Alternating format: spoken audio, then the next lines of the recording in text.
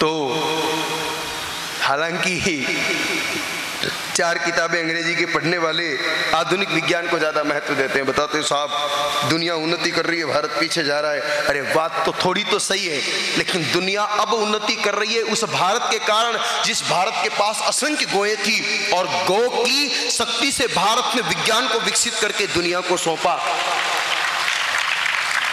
एक किसी महापुरुष ने कुछ बहुत सुंदर पंक्तियां लिखी है कि कैसा था मेरा भारत। मैं 4 पंक्तियां सुना रहा हूं।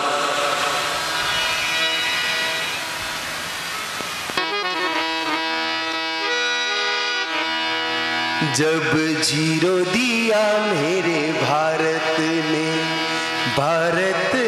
मेरे भारत ने दुनिया को तब गिनती आई, तारों की भाषा भारत ने दुनिया को पहले सिखलाई।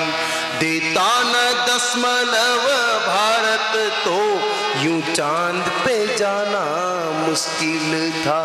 धरती और चांद की दूरी का अंदाजा लगाना मुश्किल था। सभ्यता जहां पहले आई, पहले जन्मी है जहां पे कला। अपना भारत वो भारत है जिसके पीछे संसार चला, संसार चला और आगे बढ़ा, यूं आगे बढ़ा बढ़ता ही गया। भगवान करे ये और बढ़े, बढ़ता ही रहे और फूले फले, बढ़ता ही रहे और फूले फले। ऐसा था मेरा हिंदुस्तान। कब तक? जब तक हिंदुस्तान की इस दिव्य धरा पर गौ माताओं की संख्या अधिक और मनुष्यों की संख्या कम थी। तो आप भी याद रखना मेरे भाई बहनों, कभी भारतीय संस्कृति का उपहास मत करना।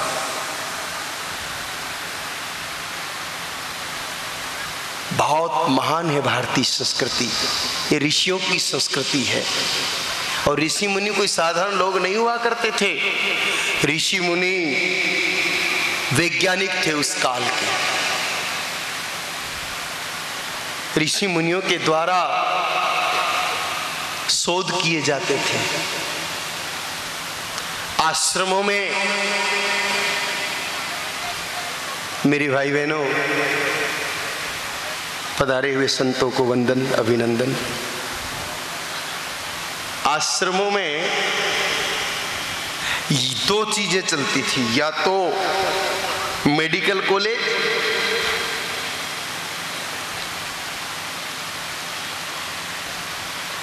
शोध संस्थान, या फिर जगत को उन्नति के मार्ग पर पहुंचाने वाला विज्ञान। जो लोग भारत को बहुत छोटा समझते हैं ना, उनको मैं बता दूं कि दुनिया को गिनना ही नहीं आता था। 9 के बाद गिनती नहीं थी। बोलो 0 किसने दिया? आर्यभट्ट कहाँ के थे? अमेरिका के कि इंग्लैंड के? भारत राष्ट्र के महाराष्ट्र प्रांत के 40 गांव, जलगांव जिले के 40 गांव तहसील के रहने वाले थे। एक गांव में उन्होंने शून्य का दशमलव का आविष्कार किया, तब जाकर के दुनिया को 9 से आगे गिनती आई। आप लोग गणित की किताब में पाइथागोरस प्रमेय पढ़ते हो कि नहीं पढ़ते हो? पढ़ते हो ना? आपको बता दूं कि ये पाइथागोरस प्रमेय आपको ब्रह्म में पढ़ाई जा रही है, और ये बताया जा रहा है कि ये पाइथागोरस नाम के आदमी ने प्रमेय बनाई है। पाइथागोरस प्रमेय पूरी की पूरी हमारी वैदिक गणित में हजारों वर्ष पहले से ही लिखी हुई है।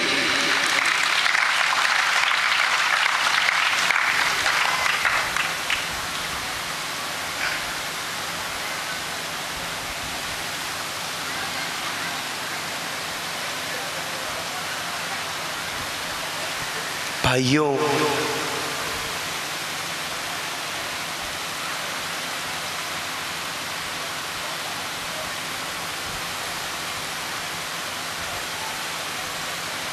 गौ माता की कृपा से बुद्धि की प्रधानता थी, इसलिए भारत में हर चीज का आविष्कार हुआ करता था।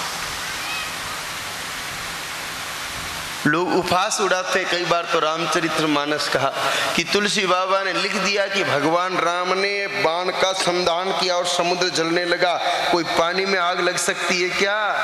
बोलो भैया बहनों, पढ़े लिखे टाबरों, पानी में आग लागिया करे काई? बोलो जोर से बोलो, कौन ही लागिया करे? पानी का फार्मूला बताइए, जोर से बोलो। H2O, हाइड्रोजन के 2 परमाणु, ऑक्सीजन का 1 परमाणु। बोलो हाइड्रोजन जलती है कि नहीं जलती है? भभक के जलती है, विस्फोट के साथ जलती है। जलती है कि नहीं जलती है? और ऑक्सीजन जलने में सहायक है कि नहीं है? अगर पानी के दोनों परमाणु को तोड़ दिया जाए तो बोलो आग लगेगी कि नहीं लगेगी? पक्की लगेगी।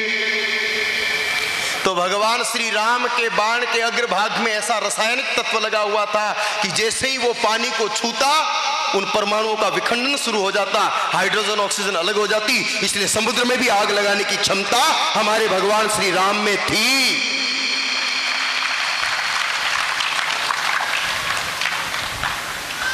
और इसका एक छोटा सा प्रमाण मेरी माताएं रोज देखती है। जब आप सब्जी बनाती हो ना माता जी, तो तेल गरम करती हो कि नहीं? अब गरम तेल में पानी डालेंगे तो बोलो ठंडा होना चाहिए कि नहीं? जबकि गरम तेल ज्यादा हो जाए तो बोलो पानी डालते कि आग लगती है कि नहीं?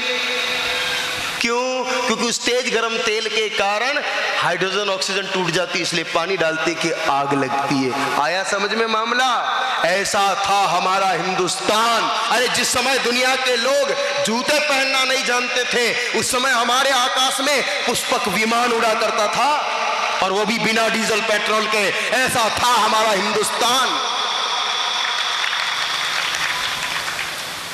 जो जो गौ माता घटी है, क्यों तो मेरे भाई बहन हिंदुस्तान पतन के मार्ग पर जा रहा है। अरे छोटे से छोटे खिलौने भी चाइना से मंगवा रहा है। बड़ी बड़ी चीजों को तो छोड़ो, इतना पतन हुआ है देश का, जहां पतंग उड़ाने की डोरियां भी चाइना से आ रही है, और रक्षाबंधन के पवित्र धागे भी चाइना से आ रहे हैं। सोचिए कितने निम्नतम स्तर पर जा रहा है इस समय हिंदुस्तान। आपको और हमको जाग करके थामना पड़ेगा मेरे भाई बहनों। और राष्ट्र की उन्नति गौ माता की रक्षा के बिना संभव नहीं है।